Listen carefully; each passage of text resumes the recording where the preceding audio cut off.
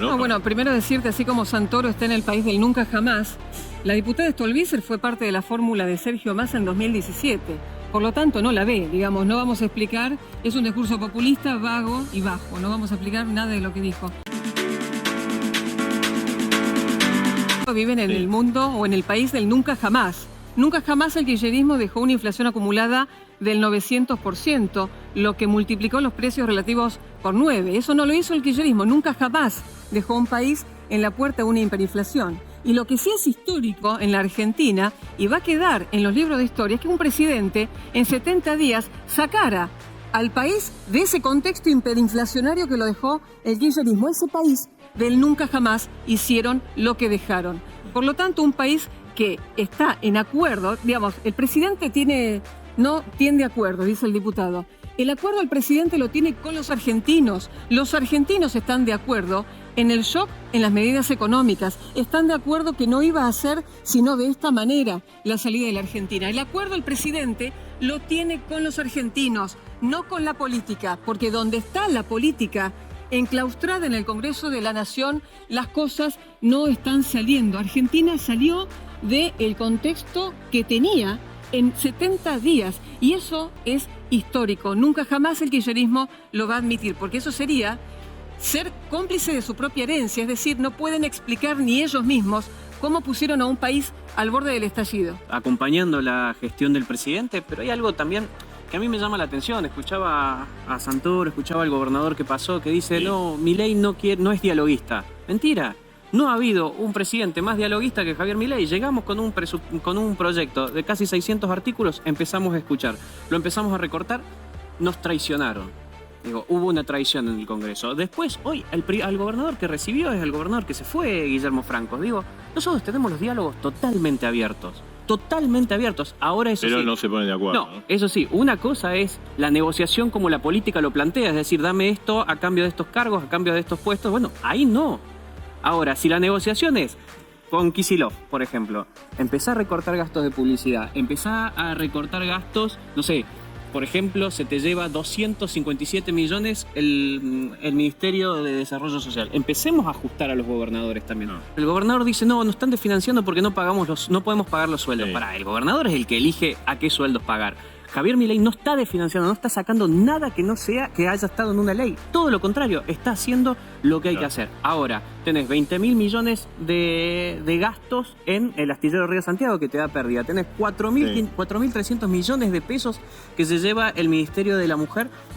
Que eso no es el problema es que 53% de ese presupuesto se va en sueldos. Es decir, la provincia de Buenos Aires tiene ministerios con más sueldos que programas. Es el emergente de una sociedad que está entre angustiada y asqueada de políticos enriquecidos en una sociedad cada vez más empobrecida. Sí. Ahora, el primero que tiene que saber esto y tener este diagnóstico es el presidente, para que no se crea que es el receptor de otra cosa que no sea esa emocionalidad que es más la bronca de los demás que otra cosa. A partir de ahí lo que tiene que construir es una legitimidad, lo dijo el Papa hoy, que no es solamente la legitimidad de origen, es la que se construye todos los días dándole respuestas a la gente. Y eso es lo que no está viendo. Hoy lo que hace Milei es repetir un modelo que ya conocemos, populista y autoritario, por supuesto. No es cierto que haya dialogado con nadie. Yo digo que me cuenten en los 2 meses de gobierno a qué actividad pública fue el presidente. El lugar que fue a los únicos, salvo la catástrofe de Bahía Blanca, el único momento, disfrazado de militar, una cosa ridícula, pero dejó eso aparte. Después fue al exterior, a hablar en contra del Estado, siendo el jefe del Estado, ¿no? Con un discurso muy contradictorio en esta doble moral que exhibe el presidente, que es, hablo contra el Estado no sirve para nada, el Estado es el problema, pero denme todas las facultades que yo las voy a concentrar en el Estado, porque yo quiero intervenir todo, eliminar todo, y voy a sacar los fondos que están muy mal y son muy truchos para quedarme con toda esa plata. Un dato respecto de la provincia de Buenos Aires. Es una barbaridad que se le saque plata a la provincia de Buenos Aires en este momento. Ahora, comparto absolutamente que lo que no puede el gobernador de la provincia de Buenos Aires es estar hoy dándole el asilo a todos los funcionarios del gobierno nacional que se quedaron sin laburo el 10 de diciembre y van a ir a parar a la provincia. ¿Por qué? Entre otras cosas porque cuando miramos el aumento de personal que tuvo Kicillof en los 4 años de gobierno, sin contar jubilaciones, retiros y reemplazos que podrían ser una tanda, solamente los nuevos 75.000 Vidal, y esto no quiere decir mejor o peor gestión, Vidal terminó con 400 menos de los que había empezado. Kicillof aumentó 75.000 en su gestión. Entonces me parece que hay que tener cuidado en este sentido, no le pueden quitar los fondos a la provincia de Buenos Aires, no puede el presidente estar haciendo lo que está haciendo con los gobernadores. Hay que discutir una cuestión de fondo que es la coparticipación, que es la reforma impositiva, por supuesto. Ahora, los gobernadores tienen que saber también cómo van a gastar esa plata. A la provincia sacarle los fondos, el fondo de incentivo docente. Por supuesto que yo estoy esperando el 1 de marzo porque vamos a pedir una sesión especial para poder construir una mayoría transversal de los legisladores de todos los bloques que extendamos el fondo de incentivo docente. Porque lo que tienen que entender es que cuando le quitan el transporte a Córdoba o a Santa Fe, o le quitan el incentivo a Buenos Aires, los que pierden son los que viajan en el colectivo, no el gobernador que viaja con su auto oficial, ¿no? No, bueno, primero decirte, así como Santoro está en el país del nunca jamás, la diputada Stolbizer fue parte de la fórmula de Sergio Massa en 2017. Por lo tanto, no la ve, digamos, no vamos a explicar, es un discurso populista, vago y bajo, no vamos a explicar nada de lo que dijo. ¿Javier Milei puede gobernar sin la ley bases? Sí. Sin el LDU también, porque es la economía lo que va a poner a Argentina en la senda de la prosperidad. Por supuesto que está pensado todo lo que tiene que ver con que Argentina tiene la máquina de impedir en el Congreso y en el Senado de la Nación. Por lo tanto, los argentinos, con quien Javier Milei tiene el acuerdo, tienen que estar tranquilos que las herramientas las tiene en su gabinete, tiene el valor, la determinación de hacer lo que tiene que hacer, aunque la casta política se oponga. Así no se resuelven los problemas de los argentinos. El gobierno viene de aumentar el impuesto a los combustibles líquidos, ¿no? Por eso hay colas en las estaciones de servicio. Sí, hay colas, sí. Ámbito financiero, preocupación por el consumo, la caída de ventas en supermercados y autoservicios se acentuó. Clarín, por la recesión ya empezó el goteo de despidos y esperan mayor desempleo para el 2024. Infobae, Asindar paraliza desde marzo la producción de sus 4 plantas en la Argentina.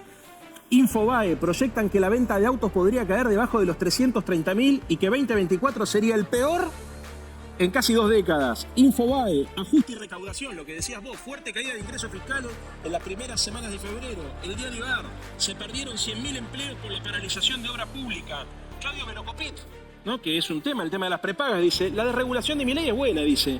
Pero crearon un nuevo impuesto que hace inviable las prepagas. Es una cosa que poca gente sabe. Crearon un impuesto nuevo que les encarece el 20%.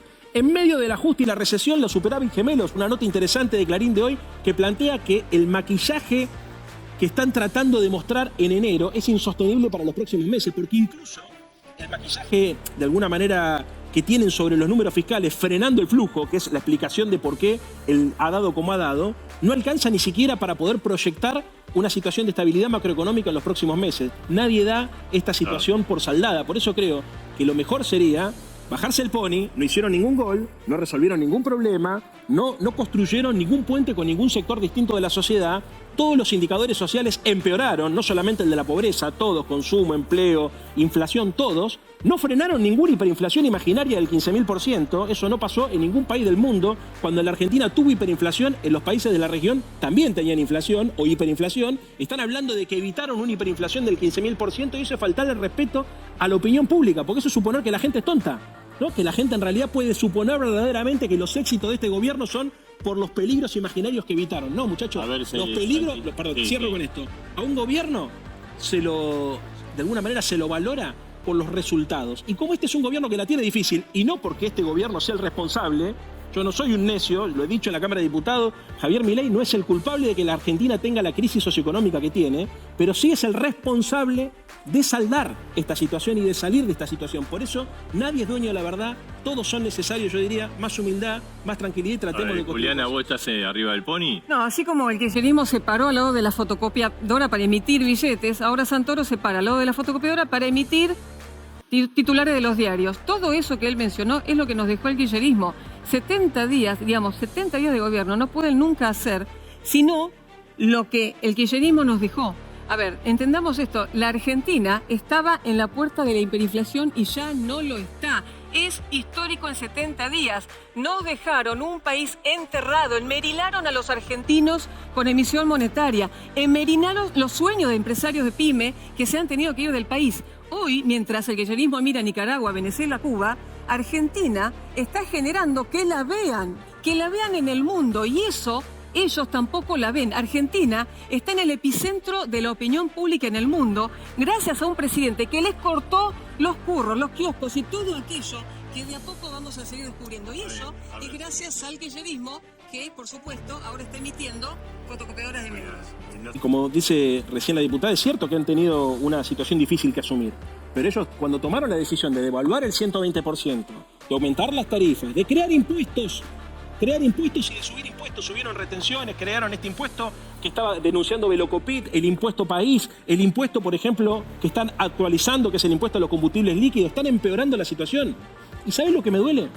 Que yo creo que la Argentina tiene una oportunidad, Marcelo, porque la Argentina tiene montones de cosas para ofrecerle al mundo, energía, su conocimiento, su capacidad técnica. Ahora, para que esto sirva, para que le llegue a la gente y no sea solamente un número frío en una estadística, se necesita un acuerdo que garantice en la Argentina un modelo de desarrollo, distribución y estabilidad. En lo personal, tengo una trayectoria política y de militancia política de tantos años luchando contra la grieta y contra la corrupción, digamos, y me parece que eso es incuestionable.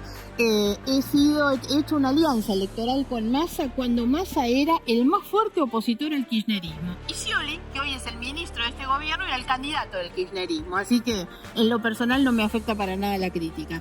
En lo político, creo que lo que hay que observar del proyecto y de las medidas de Milei es que le falta perspectiva ética, ¿no? Que el Congreso sea, como viene siendo, el que ponga los frenos, de la misma manera que la justicia. Reconstruir esas instituciones que son importantes para el país y para el desarrollo del país, creo que nos va a permitir volver a sentir que vivimos en un Estado de Derecho. El Fondo de Incentivo Docente, le quiero responder a Margarita, fue creado cuando se traspasaba, era algo transitorio, cuando se traspasaba la educación de nación a provincia. No es algo que tenga que estar sí o sí. De hecho, todo lo contrario, en la provincia de Buenos Aires no se está desfinanciando. Se aprobó algo paupérrimo en la legislatura. Se aprobó un endeudamiento de 1.800 millones de dólares, sin plazo, sin organismo, sin informar absolutamente nada. Con el 9% de eso se cubre el lo que destinaba Nación del FONIP.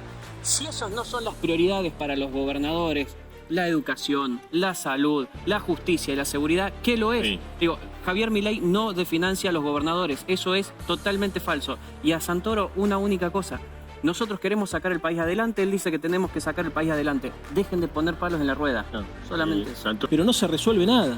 Están tomando lo peor de la vieja política para tratar de mostrar una diferencia. Entonces, acá lo que hay que hacer es muy sencillo. Hay que tratar de poner en una mesa a los sectores de la producción, los sectores del trabajo, los sectores de la sociedad civil, la política, las personas honestas, con una visión ética, como decía Margarita, que las hay en todos los partidos. Nadie puede decir, acá hay un partido donde son todos corruptos y acá hay un partido donde son todos honestos. Bueno, es una mentira que el presidente Javier Milei hace el ajuste en la sociedad. A ver, los jubilados que tienen más de 30 años de aporte van a recibir un complemento equivalente al 82% móvil, un bono de 70.000 pesos.